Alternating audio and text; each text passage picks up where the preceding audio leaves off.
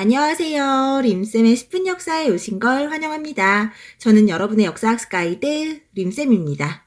오늘은 특별히 2025년도 수능을 위한 한국사 총정리 영상을 준비해봤는데요. 정말 이 영상 하나만으로도 1등급이 가능하니까요. 저 믿고 집중해서 잘 따라오시기 바랍니다. 수능 한국사는 모두 아시는 것처럼 총 20문제입니다.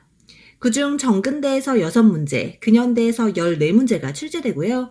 그중 정근대 파트는 선사시대부터 남북국 시대까지 2문제, 고려 2문제, 조선 2문제가 출제됩니다. 사실 그동안 1번은 무조건 선사시대였는데요. 워낙 범위가 넓고 문제수는 적기 때문에 1번이 무조건 선사시대라고 확신하긴 어려워졌어요. 실제로 올해 5월 모평은 1번이 신라 문제였습니다. 하지만 그래도 1번이 선사시대일 확률이 높긴 해요. 그러니까 요 선사시대는 간단하게 키워드로만 짚고 넘어가 볼게요. 먼저 구석기는 주먹도끼, 동굴, 사냥과 채집 정도 기억하시면 되고요. 신석기는 농사의 시작과 정착생활, 움집, 빗살무늬 토기, 가락바퀴 정도만 기억하시면 됩니다. 그리고 청동기엔 계급이 출현했고 청동기 시대의 대표적인 유물로는 비파형 동검과 고인돌이 있다. 이렇게 정리해 볼게요. 그리고 이 청동기 시대에 우리나라 최초의 국가 고조선이 등장했는데요. 고조선에서는 당군왕검의 재정일치사회, 위만조선의 중개무역, 그리고 팔조법 정도 기억하시면 될 것 같네요. 자, 그럼 다음으로 삼국시대로 넘어가 볼까요? 이 삼국시대와 남북국시대는 대부분 보기를 주고 다음 보기에 해당하는 나라에 대한 설명으로 알맞은 것을 고르세요. 이런 식으로 문제가 나옵니다. 그렇다고 아주 디테일한 부분까지 들어가진 않으니까요. 각 나라의 전성기를 중심으로 좀 정리해 볼게요. 먼저 고구려입니다. 고구려에서는 소수림왕, 광개토태왕, 장수왕 이 3명의 왕을 기억해 주세요. 이 중 소수림왕은 고구려의 중앙집권 체제를 확립한 왕으로 불교공인, 율령반포, 태학설립의 업적이 있습니다. 그리고 광개토태왕은 다들 아시죠? 영토확장의 대명사. 특히 광개토태왕이 신라에 침입한 왜구를 격퇴했다는 거 중요하고요. 이를 알려주는 유물로는 호우명 그릇이 있으며 이러한 고구려의 왜구 격퇴로 신라는 고구려의 내정 간섭을 받았고 금강가야가 쇠퇴하는 결과를 낳았다는 것까지 기억하시면 좋겠네요. 그리고 마지막으로 고구려의 최전성기를 이끈 장수왕은 남하 정책을 추진해 평양으로 천도했고 한강 유역 전체를 차지했던 왕이었습니다. 자, 그럼 다음으로 백제요. 백제의 전성기를 이끈 왕은 근초고왕이었죠. 근초고왕은 아주 파이팅 넘치는 왕으로 마한 전체를 병합하고 고구려의 고국 원앙을 전사시켰으며 중국의 동진이나 외와도 활발하게 교류했습니다. 그런데 이랬던 백제가 고구려의 장수왕에게 밀려 수도를 웅진으로 천도했고요. 이 웅진 시대를 대표하는 왕이 바로 무령왕입니다. 무령왕 하면 역시나 무령왕릉을 떠올리셔야 되고요. 22단로 역시 중요합니다. 그리고 또 성왕도 중요한데요. 성왕은 백제의 중흥을 꿈꾸며 도읍지를 사비로 천도했고요. 신라의 진흥왕이랑 손잡고 한강 유역을 일시적으로 탈환했지만 결국 신라에 배신당하고 관산성 전투에서 전사한 왕이었습니다. 마지막으로 신라. 신라에서는 지증왕과 법흥왕, 진흥왕이 중요한데요. 이 중 지증왕은 이사부를 시켜 우상국을 정복했고요. 법흥왕은 불교를 공인하고 율령을 반포해 신라의 중앙집권 체제를 다졌습니다. 특히 불교공인 과정에서는 이차돈의 순교를 기억해 주시고요. 법흥왕 때 금강가야가 병합됐다는 것까지 정리해 두세요.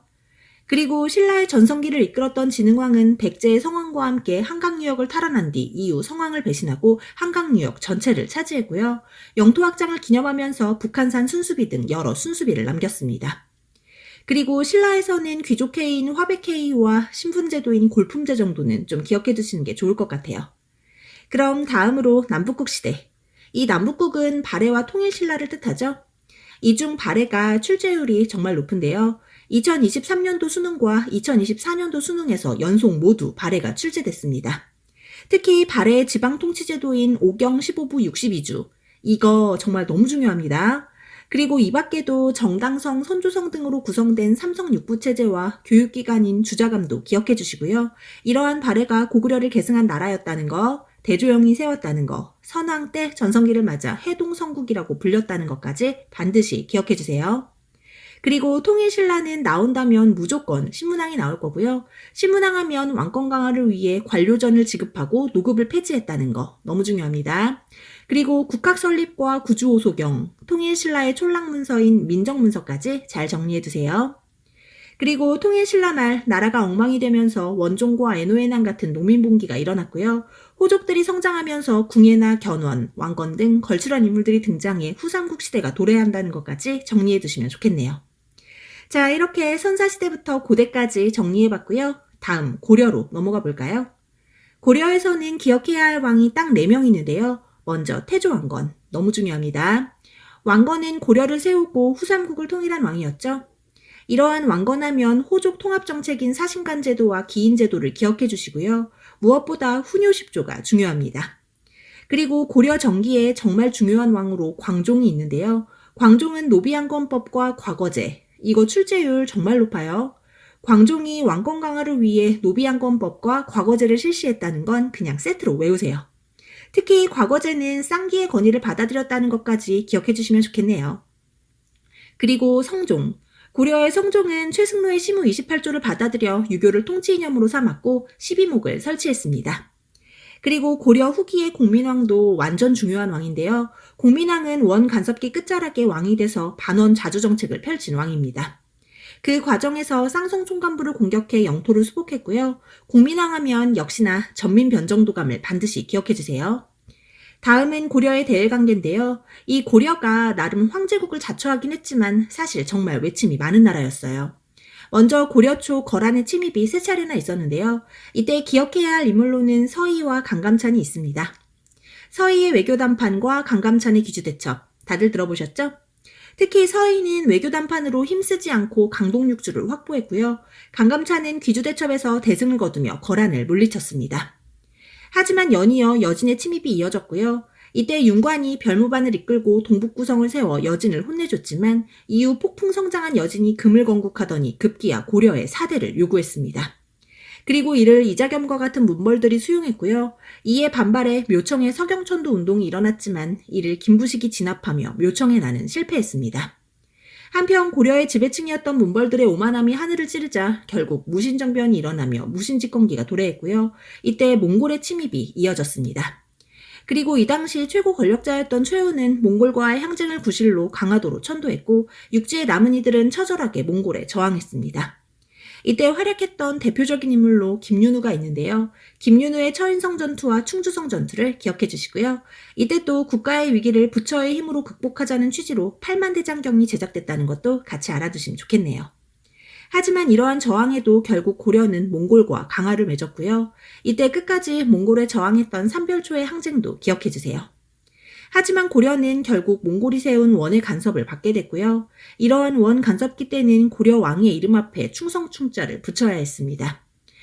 충렬왕이나 충선왕 등이 다 이 시기의 왕이고요. 이때 원의 횡포에 우리는 영토도 뺏겼고 많은 공물을 바쳐야 했으며 심지어 고려의 처녀를 공녀로 바쳐야 했습니다. 또 이 시기에 친원파인 권문세족들의 기세가 하늘을 찔렀는데요. 이를 알 수 있는 유물로는 경천사지 10층석탑이 있습니다. 정말 스타일이 중국스럽죠? 하지만 원의 기세 역시 영원할 순 없어요. 그래서 원이 몰락해갈 무렵 앞서 소개해드렸던 공민왕이 등장해 반원 자주정책을 펼쳤던 겁니다. 그리고 고려 말에는 홍건적과 왜구의 침입이 잦았는데요. 이때 신흥무인 세력이 이를 진압하며 입지를 탄탄히 했고 대표적인 신흥무인 세력인 이성계가 결국 신진사대부와 함께 고려를 무너뜨리고 조선을 건국한 겁니다. 자, 이렇게 고려의 외침의 역사와 함께 고려 전체의 흐름을 간단히 살펴봤는데요. 추가로 고려에서 나올 수 있는 거 몇 개만 키워드로 정리해 볼게요.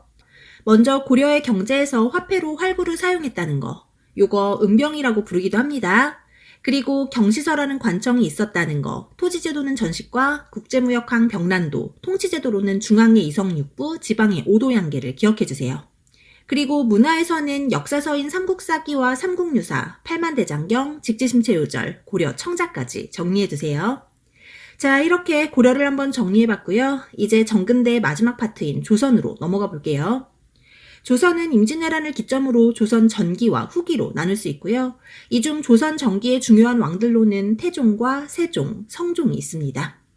이 중 태종은 왕권 강화를 위해 육조직계제와 호패법을 실시했고요. 세종은 왕권과 신권의 조화를 강조해 의정부 서사제를 실시했습니다. 이 세종대왕은 한국인이라면 누구나 알만한 인물이죠. 조선의 최전성기를 이끌었던 세종, 그만큼 출제율도 높은데요. 이러한 세종하면 역시나 훈민정음 창제, 사군육진 개척, 그리고 민족문화의 발달을 들 수 있습니다. 특히 우리의 자주성이 드러난 칠정산과 농사직설, 향약집성방 이 세 가지가 모두 세종 때 편찬됐다는 걸 기억해 주세요. 그리고 성종 역시 중요한데요. 성종은 홍문관을 설치해 사림을 등용했고 조선 최고의 법전인 경국대전을 완성해 조선의 유교적 통치 이념을 확립했습니다. 그리고 16세기부터는 사림들이 정권을 장악했는데요. 사림이 정권을 잡기 전 4번의 사화가 있었고 그중 조광조와 관련한 기묘사화 정도는 좀 기억해 두시는 게 좋겠죠? 그리고 1592년 일본이 조선을 침략한 임진왜란이 일어났는데요. 이 임진왜란 때 활약했던 인물로는 너무나 유명한 이순신 장군과 의병인 곽재우, 진주대첩을 이끌었던 김시민과 행주대첩의 권율 등이 있습니다. 이러한 임진왜란은 명예지원과 이순신의 활약 등으로 다행히 조선이 승리했지만 이 전쟁으로 중국의 명이 쇠퇴하고 청이 중국을 장악하는 등 국제정세에 많은 변화가 생겼습니다. 그리고 이러한 변화에 맞게 광해군은 명과 청 사이에서 중립외교를 펼쳐 외교상 문제가 없었지만 이후 인조반정으로 왕위에 오른 인조는 친명배금 정책을 펼쳐 결국 정묘호란과 병자호란이라는 두 차례의 호란을 불러왔습니다. 그리고 결국 병자호란 때 남한산성으로 피신했던 인조는 삼전도의 굴욕을 통해 청과 군신관계를 맺었고요. 이러한 치욕스러운 항복에 이후 북벌론이 대두되기도 했습니다. 그리고 조선 후기 이 조선 후기에서 기억해야 할 왕은 단연 영조와 정조입니다. 이 중 영조의 대표적인 정책으로는 탕평책과 균역법이 있는데요. 이 탕평책은 붕당 정치의 폐단을 바로잡기 위해 실시한 정책이었습니다. 사실 16세기부터 정권을 장악했던 사림은 여러 이유로 동인과 서인으로 분열됐고 이에 붕당 정치가 시작됐습니다. 그리고 이러한 붕당 정치는 예송과 황국을 거치며 변질됐는데요. 이를 바로잡고자 영조가 탕평책을 실시한 겁니다. 그리고 균역법은 원래 2필씩 내던 군포를 한 필로 감면해준 감세정책이었습니다. 이러한 영조의 뒤를 이은 건 바로 정조였고요. 정조가 조선 후기의 전성기를 이끈 왕입니다. 먼저 정조는 영조처럼 탕평책을 이어갔고요. 규장각을 설치하고 초계문신제를 실시해 젊은 인재 양성에 힘썼습니다. 또 친위부대인 장용영을 설치했고요. 수원화성을 건립했습니다. 또 시전 상인들의 특권인 금난정권을 폐지했어요. 이를 신해통공이라고 하는데요. 이 또한 잘 챙겨가세요. 그리고 이 조선 후기에서 또 중요한 파트가 바로 경제인데요. 최근에 이 조선 후기의 경제 문제가 모평마다 등장하고 있어요. 그러니까 잘 정리해 두셔야겠죠? 조선 후기의 경제 변화에서는 단연 대동법이 중요합니다. 대동법은 광해군 때 처음 시행된 제도로 토산물을 내던 공납 대신 쌀이나 동전 등으로 세금을 내게 한 제도입니다. 이러한 대동법은 당납의 폐단을 방지하고자 만들어졌고요. 김육과 이원익이 대동법의 확산을 위해 노력했습니다. 또 대동법이 실시되며 왕실에서 필요한 물품을 조달하는 공인이 등장했고요. 이 공인들의 활동으로 조선 후기 상품화폐 경제가 크게 발달했습니다. 그리고 조선 후기에는 화폐인 상평통보가 등장했고요. 송상과 같은 거상도 활발히 활동했습니다. 거기에 모내기법의 발달로 분홍이 성장하며 돈으로 양반이 되는 경우가 많아졌고 이에 조선의 계급사회가 동요되기 시작했습니다. 그리고 문화 역시 서민문화가 발달했는데요. 판소리와 탈춤, 풍속화 등은 서민문화의 발달을 보여주는 조선 후기의 대표적인 모습입니다. 하지만 이러한 조선의 변화는 19세기 들어 얼어붙기 시작했습니다.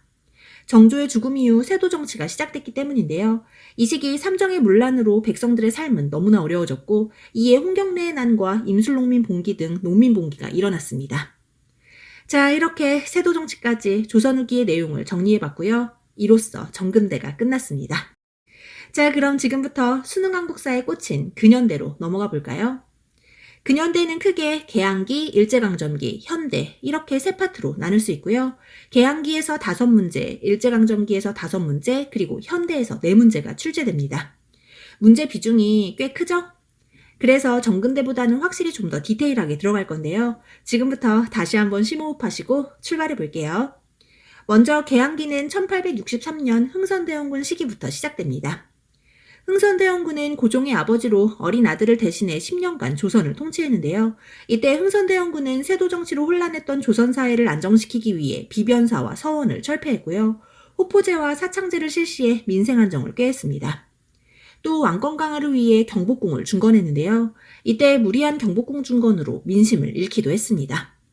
또 대외 정책으로는 통상수교 거부 정책을 실시했어요. 이때 일어난 대표적인 사건으로는 병인양요가 있는데요. 중요합니다.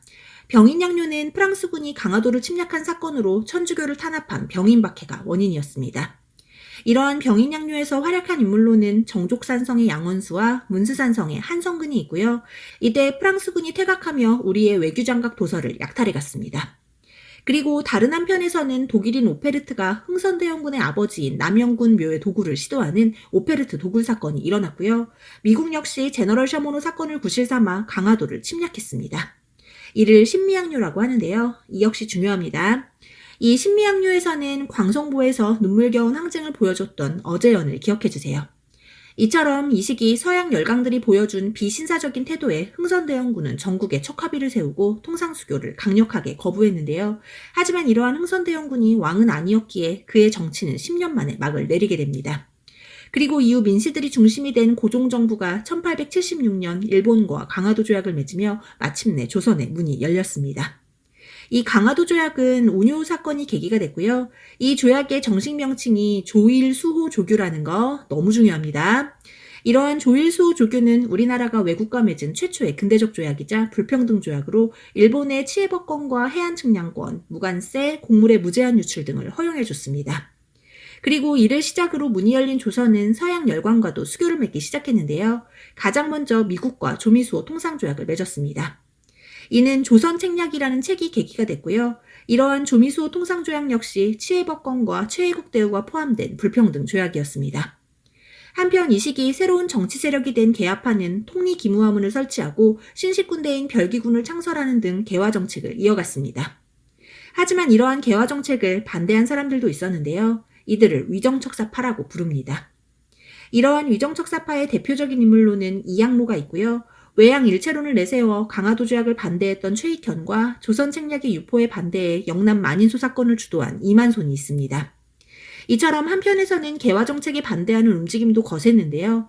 비슷한 맥락으로 개화 정책에 불만을 품고 있던 구식군인들이 별기군과의 차별을 참지 못하고 난을 일으키니 이것이 바로 1882년에 일어난 이무군란입니다. 중요합니다.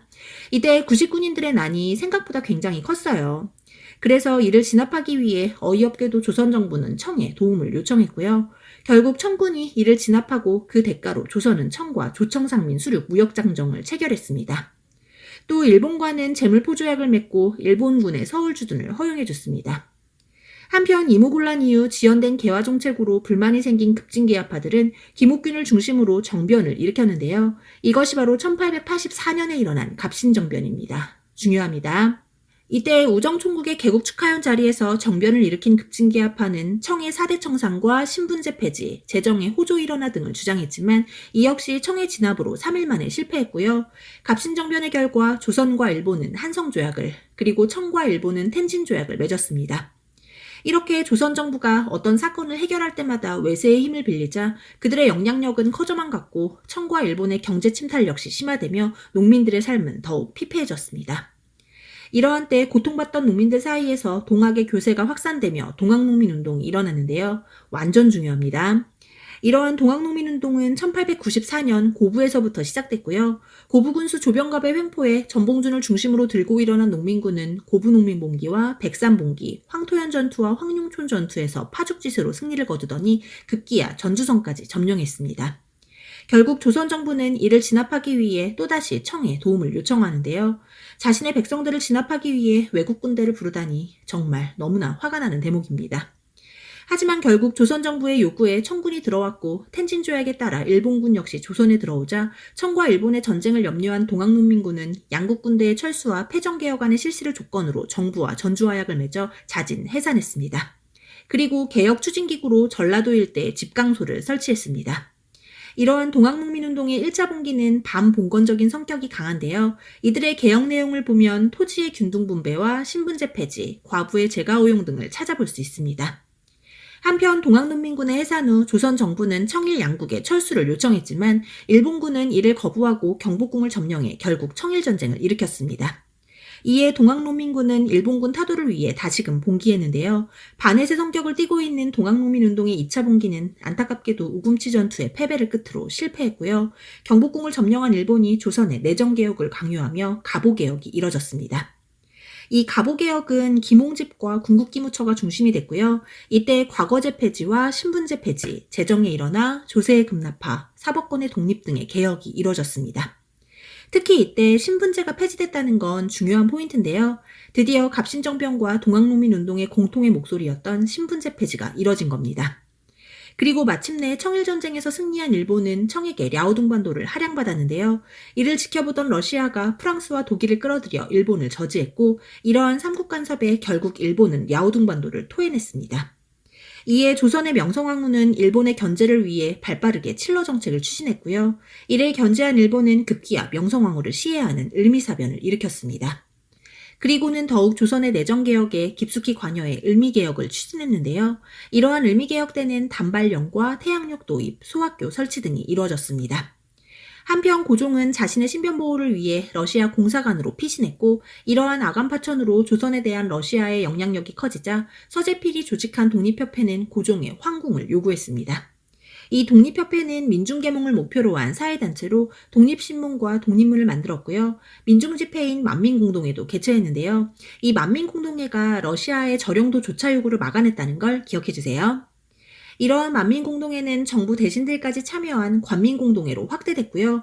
관민공동회에서는 헌의 6조를 발표해 입헌군주제를 주장했습니다. 한편 1897년 다시 황궁한 고종은 황제로 즉위해 대한제국을 선포했고요. 독립협회를 무력으로 해산시킨 뒤 전제왕권의 강화를 강조한 대한국 국제를 발표했습니다. 그리고 구본 신참을 원칙으로 광무개혁을 실시했는데요. 이때 최고 군통수기관인 원수부가 설치됐고, 양전사업을 실시해 토지 소유 증명서인 지계를 발급했다는 거 중요합니다. 그리고 기술학교 등 여러 학교를 설립하고 서양 문물을 수용했는데요. 전하나 전차가 다 이때 생긴 겁니다. 하지만 이러한 광무개혁은 1904년 일본이 일으킨 러일전쟁으로 중단됐고요. 1차 한일협약을 통해 고문정치가 시작됐습니다. 이때 외교고문이 스티븐스고요. 재정고문은 메가타였는데요. 이 메가타 하면 화폐 정리 사업을 같이 연관 지으셔야 됩니다. 그리고 러일전쟁에서 승리한 일본은 1905년 대한제국과 강제로 을사늑약을 맺었습니다. 완전 중요합니다. 이때 을사늑약에 앞장섰던 게 바로 이완용을 비롯한 을사오적이고요. 이러한 을사늑약으로 대한제국의 외교권이 박탈되고 통감부가 설치됐습니다. 그리고 이러한 일제의 부당함에 맞선 고종은 헤이그의 특사로 이준과 이위종, 이상서를 파견했는데요. 하지만 이러한 헤이그 특사는 실패했고요. 오히려 고종은 이로 인해 강제퇴위를 당했습니다. 요 헤이그 특사도 을사늑약의 결과로 시험에 잘 나옵니다. 중요해요.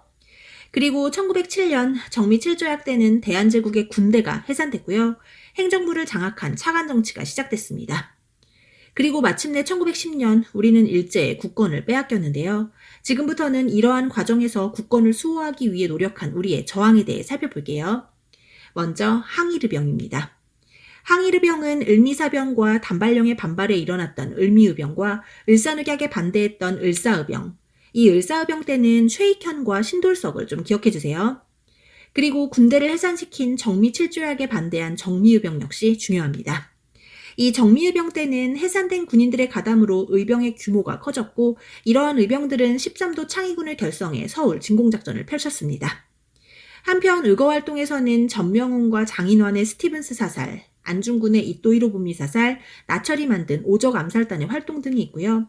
애국계몽 운동으로는 러일전쟁 중 일본의 황무지 개강권에 반대했던 보안회와 고종의 강제퇴위에 반대한 대한자강회, 그리고 너무나 중요한 단체 신민회가 있습니다. 이 신민회는 안창호와 이승훈 등이 조직한 비밀결사 조직으로 민족교육을 위해 대성학교와 오산학교 등을 세웠고, 민족산업 육성을 위해 자기회사 등을 건립했으며, 국외에는 독립운동기지를 건설했습니다. 한편 언론 분야에서는 을사늑약 때 장지연의 시일야 방송대국이 황성신문에 실렸고요. 신민회의 회원인 양기탁과 영국인 베델이 함께 창간한 대한매일신보 역시 강력한 항일 언론활동을 펼쳤습니다. 특히 대한매일신보는 국제보상운동을 지원했는데요. 이 또한 너무나 중요한 포인트입니다. 이 국제보상운동은 1907년 서상돈을 중심으로 대구에서부터 일어났고요. 이때 서민들은 금연과 금주, 가락지 모으기 등으로 돈을 아껴 나라의 빚을 갚자고 뜻을 모았습니다. 이러한 국제보상운동을 대한매일신보가 후원한 건데요. 이 국제보상운동과 대한매일신보는 거의 짝꿍처럼 나오니까요. 반드시 기억해주세요. 하지만 이러한 우리의 노력에도 불구하고 결국 우리는 일제의 식민지로 전락하고 말았는데요. 과연 이 시기 우리 민족의 삶은 어땠을지 지금부터 일제강점기로 들어가 볼게요. 이 일제강점기는 1910년대와 1920년대, 1930년대 이후로 구분해서 정리하시는 게 좋고요. 문제는 일제의 통치 방식에서 한 문제, 우리의 독립운동에서 네 문제가 출제됩니다. 자, 그럼 바로 1910년대부터 시작해 볼게요. 이 1910년대의 일제의 통치 방식은 무단 통치고요. 무단 통치의 키워드는 헌병경찰입니다. 헌병경찰은 직결 처분권이 있었고 태형을 집행했으며 학교에서는 교사들이 칼을 차고 있었습니다. 또 조선총독부와 동양척식 주식회사가 토지 조사 사업을 통해 우리의 토지를 수탈해가던 시기였고요. 회사령이 있어 회사 설립을 위해선 조선 총독의 허가를 받아야 했습니다. 하지만 이러한 1910년대의 무단 통치 속에서도 우리는 저항을 이어갔는데요. 먼저 국내에서는 비밀결사 조직인 독립의금부와 대한강복회가 활동했습니다.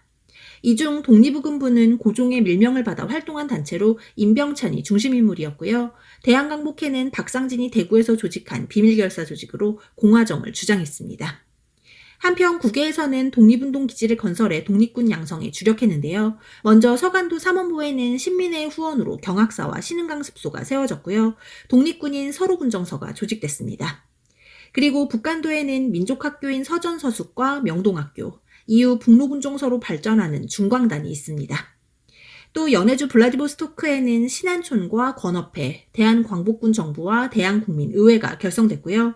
중국 상하이에는 여운형과 김규식을 중심으로 신안청년당이, 그리고 미국에서는 안창호를 중심으로 대한인 국민회가 조직됐습니다. 이렇게 이 시기 국내외에서 많은 단체가 우리의 독립을 위해 활동했는데요. 이들의 이러한 에너지는 마침내 1919년 3.1운동으로 이어졌습니다. 중요합니다. 이러한 3.1운동은 1차 세계대전 이후 발표된 윌슨의 민족자결주의에 영향을 받았고요. 도쿄 유학생들의 이팔 독립선언 역시 3.1운동의 기폭제가 됐습니다. 그리고 마침내 고종의 인산위를 기점으로 탑골공원에서 3.1운동이 시작됐고 이러한 만세운동이 전 민족적 시위로 확산되자 일제는 무력으로 진압을 시작했는데요. 제압리학살이 대표적인 일제의 만행입니다. 결국 일제의 탄압으로 3.1운동은 실패했지만 3.1운동의 결과 대한민국 임시정부가 수립됐습니다. 완전 중요합니다. 이 대한민국 임시정부는 삼권 분립이 이루어진 우리나라 최초의 민주공화정으로 상하이에서 출범했고요. 연통제와 교통국을 설치해 활동을 이어갔으며 독립자금을 위해 독립공채를 발행했습니다. 또 미국에 구민위원부를 설치해 외교활동에도 힘썼는데요. 하지만 이러한 대한민국 임시정부의 활동은 일제의 탄압으로 순탄치가 못했고 결국 1923년 독립운동의 새로운 방향성을 모색하는 국민 대표회의가 열렸지만 이는 어떠한 결론도 내지 못했습니다. 한편 3.1운동의 결과로 일제는 1920년대부터 통치 방식을 무단 통치에서 이른바 문화통치로 바꿨는데요. 사실상 이는 우리를 철저히 기만한 민족 분열 통치였습니다. 헌병경찰제를 보통 경찰제로 바꾼 대신 경찰수를 대폭 늘린 거나 언론 출판의 자유를 보장해준 데 놓고는 조선일보와 동아일보를 철저히 검열한 것 등은 대표적인 기만행입니다. 또 이때 허가제였던 회사령을 신고제로 바꿨는데요. 이는 일본 기업의 국내 진출을 위함이었고요. 한편에서는 산미 증식 계획을 실시해 우리의 쌀을 수탈해 갔습니다. 이러한 1920년대 과연 우리의 저항은 어땠을까요? 먼저 민족주의 진영에서는 물산장려운동과 밀립대학 설립운동을 전개했는데요. 이 중 물산장려운동은 국산품 애용운동으로 평양에서 시작됐고요. 우리 힘으로 대학을 세우자는 밀립대학 설립운동은 일제 방해로 실패했습니다. 한편 사회주의 진영에서는 쟁의의 형태로 민족운동을 전개했는데요. 소작농들의 투쟁인 소작쟁이에서는 암태도 소작쟁이를, 그리고 노동쟁이에서는 원산노동자 총파업을 기억해주세요. 그리고 학생운동도 중요한데요. 이 시기 학생운동으로는 60만세 운동과 광주학생 항일운동이 있습니다.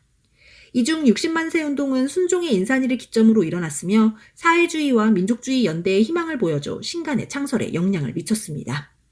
그리고 광주학생 항일운동은 광주발 통학열차에서 한일학생 간의 충돌이 계기가 되어 전국으로 확산됐으며 3.1운동 이후 일어난 국내 최대 규모의 민족운동이었습니다. 이러한 광주학생 항일운동을 신간회가 후원했는데요. 계속해서 등장하는 이 신간회, 너무나 중요한 단체입니다. 신간회는 민족주의와 사회주의가 연합한 민족 유일당이었고요. 이러한 연대는 정무의 선언으로 시작됐으며 앞서 언급했던 것처럼 60만세 운동이 신간회 창간에 영향을 주었고 이후 창간된 신간회가 광주학생 항일운동을 후원했다는 거 너무 중요한 포인트입니다. 요게 연표 문제로도 잘 나오니까요. 60만세 운동, 신간회, 광주학생 항일운동으로 이어지는 요 순서를 반드시 기억해 주세요. 그리고 이 시기 또 다른 민족운동으로는 방정환과 천도교 소년회가 주도한 소년운동이 있고요. 이때 어린이날이 제정됐죠. 또 차별받던 백정들이 전개한 형평운동도 중요합니다. 또 폭력적 항일투쟁 단체로 의열단의 활동도 이어졌는데요. 이 의열단 역시 너무 중요합니다. 의열단의 단장은 김원봉이고요. 단원으로는 김익상과 김상욱, 나석주 등이 있으며 이들은 암살과 테러, 파괴 등의 의열활동을 전개했습니다. 특히 이 의열단의 활동 지침서가 신채호가 쓴 조선혁명선언이라는 거 반드시 기억해주세요. 만약 문제에 의열단이 나오잖아요. 그럼 대부분 답이 조선혁명선언입니다. 한편 1920년대엔 국외 무장독립운동도 빛을 발하는데요. 특히 홍범도의 대한독립군이 봉오동 전투에서 활약했고요. 김자진의 북로군 정서가 청산리 대첩에서 대승을 거뒀습니다. 하지만 승리의 기쁨도 잠시 우리의 독립군은 간도참변과 자유시참변 등 시련을 겪게 되는데요. 과연 1930년대 이후 국외의 독립운동은 어떻게 전개될지 1930년대로 넘어가 볼게요. 1930년대 이후의 일제 통치 방식은 민족 말살 통치로 이 당시 전쟁의 혈안이 되었던 일본은 한국인을 전쟁에 동원하기 위해 황국 신민화 정책을 실시했습니다. 이러한 황국 신민화 정책에는 먼저 황국 신민의 서사 암송이 있고요. 궁성유배와 신사참배, 창씨개명 등이 있습니다. 그리고 1938년 국가총동원법을 제정한 일제의 수탈은 극에 달했는데요. 강제징용, 강제징병, 근로정신대, 위안부, 공출 등은 모두 이 시기에 수탈을 나타내는 단어들입니다.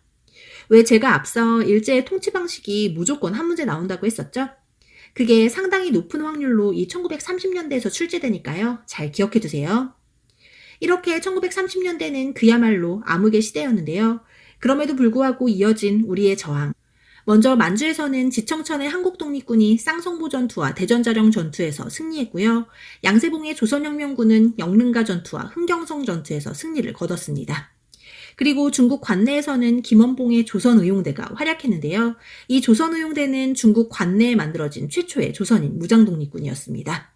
이러한 조선의용대는 이후 두 세력으로 나뉘어 사회주의 계열은 조선의용군을 만들었고요. 김원봉을 비롯한 나머지 세력은 대한민국 임시정부의 산하군대인 한국광복군에 합류했습니다. 사실 그동안 내부 진통을 겪던 대한민국 임시정부는 1931년 김구가 조직한 한인애국단을 중심으로 활동을 재개했는데요. 특히 한인애국단의 이봉창과 윤봉길의 의거활동으로 중국이 한국의 독립운동을 적극적으로 지지했고요. 이후 대한민국 임시정부는 지청천을 총사령관으로 한국광복군을 창설한 겁니다. 여러분, 이 한국광복군도 너무 중요합니다. 출제율이 엄청 높아요. 특히 이 한국광복군이 영국과 연합해 인도 미얀마 전선에서 활약했다는 거, 미국의 전략정보국인 OSS와의 연합으로 국내 진공작전을 계획했었다는 걸 반드시 기억해 주세요. 자, 이렇게 1930년대 이후까지 일제강점기를 살펴봤고요. 마지막으로 이 시기 민족문화 수호를 위한 노력은 몇 가지 키워드로 정리해 볼게요. 먼저 국어 분야의 조선어 연구회와 조선어 학회. 이 조선어 학회가 우리말 큰사전 편찬을 시도해서 탄압을 당했던 조선어 학회 사건은 1940년대에 있었고요. 문맹 퇴치운동인 브나로드 운동, 역사 분야에서 식민사관에 맞선 신채호와 박은식의 민족주의 사학, 저항시인이었던 윤동주와 이육사, 그리고 예술 분야에서의 나은규의 영화 아리랑까지 기억하시면 좋겠네요. 자, 이렇게 일제강점기가 끝났고요. 마지막으로 현대사인데요. 여러분 조금만 더 힘내봅시다. 이 현대사에서는 총 4문제가 출제되는데요. 이 중 한 문제는 광복 이후부터 6.25 전쟁까지의 과정에서 나올 거고요. 나머지 3문제는 민주화 운동에서 한 문제, 각 정부의 정책에서 한 문제, 마지막으로 남북 문제와 통일에 관련해서 한 문제가 출제될 겁니다. 자, 그럼 광복부터 6.25까지 먼저 달려볼까요? 1945년 8월 15일 우리는 드디어 광복을 맞이했지만 이 광복이 우리의 힘으로 이뤄낸 게 아니었기 때문에 정부 수립 과정이 순탄치는 않았습니다. 한반도에서 일본군이 무장해제를 하자마자 남쪽은 미군이, 북쪽은 소련군이 점령했고 이들은 한반도 문제를 논의하기 위해 모스크바 3국 외상회의를 주최했습니다. 그리고 이 회의의 결과 미소공동위원회의 설치와 5년간의 신탁통치, 그리고 조선의 임시정부 수립이 결정됐고 이후 미소공동위원회가 열렸지만 합의를 이끌어내기가 쉽진 않았습니다. 이에 이승만은 남한만이라도 정부를 수립하자는 정읍 발언을 했고요. 여운형 등의 중도 세력은 좌우 합작운동을 벌였지만 별다른 성과 없이 실패했습니다. 결국 미소공동위원회에서 어떠한 결론도 내지 못하자 한반도 문제는 유엔에 상정됐고요. 유엔 소총회는 가능한 지역만이라도 총선거를 하라고 결정했습니다. 이에 정말로 분단이 현실화되자 이에 대한 반대의 움직임이 일어났는데요. 먼저 김군은 3천만 동포에게 읍고한다는 연설로 분단을 막자고 호소했고요. 평양으로가 남북협상을 주도했지만 실패했습니다. 또 제주에서는 남한의 총선거를 반대한 사회주의 세력이 무장분기를 일으켰고 이를 진압하는 과정에서 엄청나게 많은 제주의 민간인이 희생된 제주 4.3 사건이 일어났습니다. 이렇게 한편에서는 남한의 단독정부 수립에 반대하는 움직임이 있었지만 결국 1948년 5월 10일 50 총선거가 이뤄졌습니다. 중요합니다. 이 50 총선거는 보통선거로 치러진 우리나라 최초의 민주주의 선거였고요. 이 선거로 재헌국회가 구성되고 재헌헌법이 제정됐습니다. 그리고 초대 대통령으로 이승만이 선출됐고요. 마침내 1948년 8월 15일 대한민국 정부 수립이 국내외에 선포됐습니다. 그리고 재헌국회는 친일파 청산을 위한 반민특위를 설치했지만 결국 이승만 정부의 반대로 친일파 청산에는 실패했고요. 유상매수 유상분배의 원칙으로 진행한 농지개혁은 성공했습니다. 하지만 정부가 수립된 지 단 2년 만에 북한의 기습적인 남침으로 6.25 전쟁이 일어났습니다. 이에 우리는 서울을 뺏기고 낙동강까지 밀렸는데요. 다행히 유엔군의 도움으로 인천 상륙작전에 성공해 압록강까지 진격했습니다. 하지만 중국의 개입으로 흥남철수와 일사후퇴가 이어지고 이후 38도선을 중심으로 치열한 접전이 계속됐습니다. 그러다 결국 1953년 정전협정을 통해 전쟁이 종결된 겁니다. 이 6.25 전쟁에서는 무엇보다 인천 상륙작전이 중요하고요. 흥남철수도 가끔 등장하니까요. 잘 기억해두세요. 자, 여기까지가 광복 직후부터 6.25 전쟁까지였고요. 이 중에서 한 문제 나오니까요. 잘 정리해두세요. 그리고 다음 민주화운동. 이 민주화운동 역시 무조건 출제되는 파트인데요. 우리나라의 대표적인 민주화운동 3가지, 4.19 혁명, 5.18 민주화운동, 6월 민주항쟁을 지금부터 정리해볼게요. 먼저 4.19 혁명입니다. 중요합니다. 4.19 혁명은 1960년에 일어났는데요. 이는 3.15 부정선거로 인해 폭발한 민중의 혁명이었습니다. 사실 초대 대통령이었던 이승만은 여러 차례 헌법을 뜯어고치며 장장 12년간 장기 집권을 이어왔어요. 그런데 또다시 정권을 잡기 위해 말도 안 되는 부정선거를 저지른 겁니다. 이로 인해 4.19 혁명이 일어났고요. 이는 김주열 학생의 죽음이 도화선이 되어 전국으로 확산됐습니다. 거기에 대학 교수들까지 시국선언을 하자 결국 이승만 대통령은 하야했습니다. 이렇게 4.19 혁명이 성공을 거두며 내각 책임제를 골자로 헌법이 개정됐고 장면 정부 때 잠시 내각 책임제로 국정이 운영됐지만 박정희가 쿠데타를 일으켜 정권을 잡고는 또 20년 가까이 독재 정치를 했었죠. 그러다 박정희 대통령이 피살되며 박정희 정권이 막을 내렸고 잠시 민주화의 희망이 대두됐지만 또다시 전두환과 노태우가 중심이 된 신군부가 12.12 사태를 일으켜 정권을 장악했습니다. 이에 광주를 중심으로 신군부에 반대한 5.18 민주화운동이 일어난 겁니다. 중요합니다. 이 5.18 민주화운동은 특히 시민군이 조직되어 계엄군에 맞섰다는 게 중요한 포인트입니다. 하지만 전두환 정부의 무차별 진압에 광주에서 많은 희생이 있었고 결국 5.18 민주화운동은 실패했습니다. 그리고 이어진 전두환 정권에 국민들은 대통령 직선제를 요구하기 시작했는데요. 어이없게도 전두환은 현재의 헌법을 수호한다는 4.13 호원 조치를 발표하며 이를 거부했습니다. 거기에 이 시기 일어난 박종철 고문치사 사건은 민중의 분노를 더욱 가중시켰는데요. 이에 시민들이 호원 철폐와 박종철 고문치사 사건의 진상규명을 요구하며 거세게 들고 일어나니 이것이 바로 6월 민주항쟁입니다. 너무 중요합니다, 여러분. 특히 이 6월 민주항쟁은 이한열 학생의 죽음이 도화선이 됐고요. 정부는 결국 6.29 민주화 선언을 발표하며 5년 단임의 대통령 직선제 헌법을 만들었습니다. 정말 우리가 현재 누리는 이 당연한 권리는 우리의 앞세대가 피 흘려 얻은 값진 선물이라는 걸 꼭 기억해 주세요. 그럼 다음으로 각 정권의 특징을 키워드로 정리해 볼게요. 먼저 이승만 정부에서는 300산업, 원조경제, 4.4 호입 개헌을 기억해 주시고요. 앞서 등장한 농지개혁과 4.19 혁명, 6.25 전쟁도 모두 이승만 정부 때였습니다. 그리고 박정희 정부. 이 박정희 정부 때는 한강의 기적이라 불리는 놀라운 경제성장이 있었고 이러한 경제성장의 바탕에는 한일협정과 베트남 파병이 있었다는 거, 그리고 경제성장 이면에 노동자들의 아픔을 보여주는 전태일 분신 사건도 같이 기억해주세요. 또 박정희 독재체제의 완결판인 유신헌법도 중요한데요. 이러한 유신체제 때는 대통령 선출이 통일주체 국민회의에서 간선제의 방법으로 이뤄졌고 대통령의 권한이 정말 어마어마했습니다. 그래서 이러한 유신에 반대하는 움직임이 많았는데요. 대표적으로 3.1 민주구국선언과 부마 민주항쟁이 있겠네요.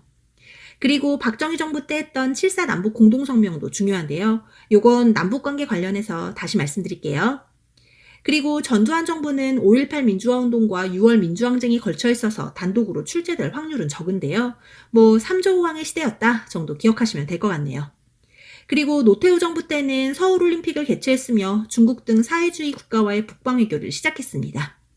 그리고 노태우 정부 때 남북관계와 관련해 내용이 좀 있는데요. 요것도 남북 문제에서 정리하기로 하고요. 김영삼 정부로 넘어가 볼게요. 이 김영삼 정부가 또 출제율이 높아요. 이때 금융실명제, 지방자치제 전면 도입, 역사바로 세우기 등이 있었고요. 경제협력개발기구인 OECD에도 가입했습니다. 그리고 IMF 사태 역시 김영삼 정부였습니다. 다음은 김대중 정부인데요. 이때 최초로 평화로운 정권교체가 이뤄졌고요. 근무후기 운동 등으로 IMF를 극복했습니다. 그리고 또 김대중 하면 햇볕 정책인데요. 이것도 통일 문제에서 다뤄볼게요. 자, 그럼 이제 진짜 마지막 남북관계와 통일 문제로 넘어가 볼까요? 이 부분에서는 먼저 1972년 박정희 정부 때 있었던 7.4 남북 공동성명이 중요합니다. 이 7.4 남북 공동성명에서는 3대 통일의 원칙인 자주와 평화, 민족의 대단결을 기억해 주세요. 그리고 이 7.4 남북 공동성명 이후 유신헌법이 공표되거든요. 요게 순서 문제로 작년 수능에 나왔었죠? 그러니까 이런 거예요. 남북한이 통일을 위한 합의를 한 이 시점에 까딱하면 북한의 적화통일 될 수 있으니 나를 중심으로 뭉쳐라. 이게 박정희가 유신헌법을 공표한 가장 큰 명분이었거든요. 이걸 잘 기억하시면 7.4 남북 공동성명 다음이 유신헌법이라는 걸 안 까먹겠죠? 그리고 전두환 정부 때는 최초로 남북 이산가족 상봉이 있었고요. 노태우 정부 때는 남북한이 동시에 유엔에 가입했으며 이후 남북 기본 합의서를 채택했다는 거 중요합니다. 그리고 김대중 정부 들어서 남북관계가 굉장히 활발해지며 최초로 남북 정상회담이 이뤄졌고요. 6.15 남북 공동선언을 발표했습니다. 중요합니다. 이렇게 김대중 정부 때 남북관계에 물꼬가 트면서 개성공단이나 금강산 육로관광 같은 남북한 경제협력이 이뤄졌고요. 이러한 남북관계는 노무현 정부로 이어져 노무현 정부 땐 제2차 남북 정상회담이 이뤄졌고 14 남북 공동선언을 했다는 것까지 기억해 주세요.